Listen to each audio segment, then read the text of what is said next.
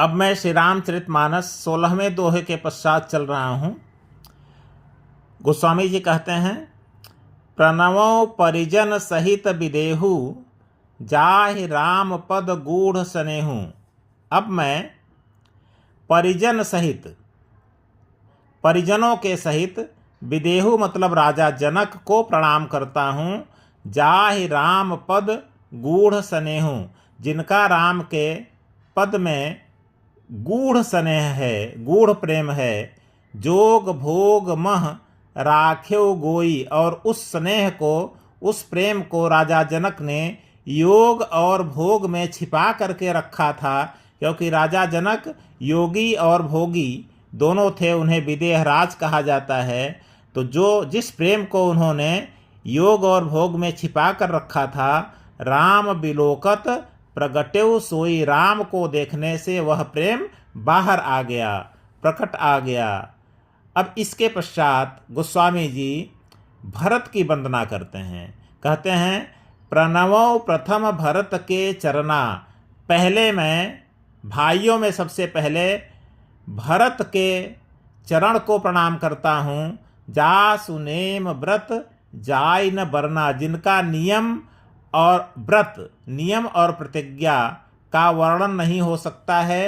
राम चरण पंकज मन जासु, राम चरण पंकज मन जासु, जिन भरत का मन राम के चरण कमलों में लुबुध मधुप इव, भ्रमर के समान लगा रहा।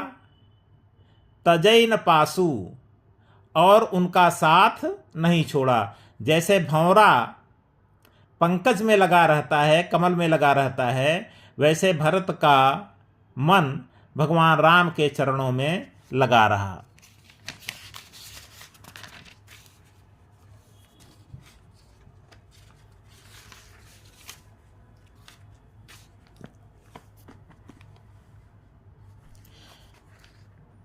इसके पश्चात गोस्वामी जी आगे चलते हैं और कहते हैं, बंदों लक्ष्मण पद जल जाता।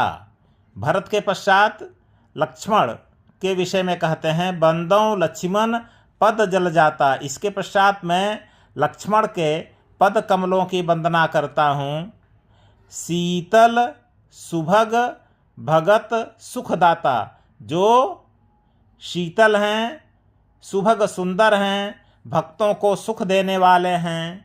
रघुपति कीरति विमल पताका, दंड समान भयउ जस जाका। रघुपति भगवान राम के कीर्ति के विमल पताका, कीर्ति के स्वच्छ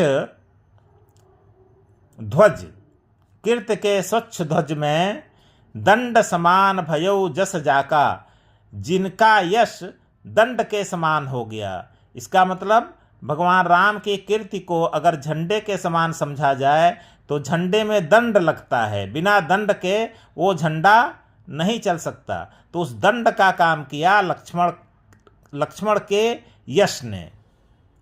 शेष सहस्र शीस जग कारण, भगवान लक्ष्मण शेष जी के अवतार हैं। शेष जी के 1000 शीश हैं। तो शेष सहस्र शीश जग कारण, शेष सहस्र सिर वाले शेष, जग कारण संसार, जो संसार के कारण हैं, क्योंकि संसार उन्हीं पर टिका हुआ है। जो अवतर्यो भूमि भय तारन, जो कि इस भूमि के डर को समाप्त करने के लिए शेष जी लक्ष्मण के रूप में अवतार लिए। सदा सो सानुकूल रह मुँह पर, वह लक्ष्मण जी सदा हमारे अनुकूल रहें, हम पर कृपा करें।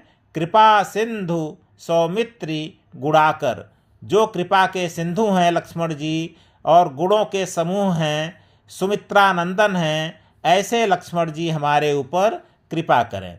लक्ष्मण की वंदना करने के पश्चात गोस्वामी जी अब शत्रुघ्न की वंदना करते हैं। कहते हैं, रिपुसूदन, शत्रु का नाश करने वाले शत्रुघ्न जी के पद कमल नमामि, चरण कमलों की मैं वंदना करता हूँ।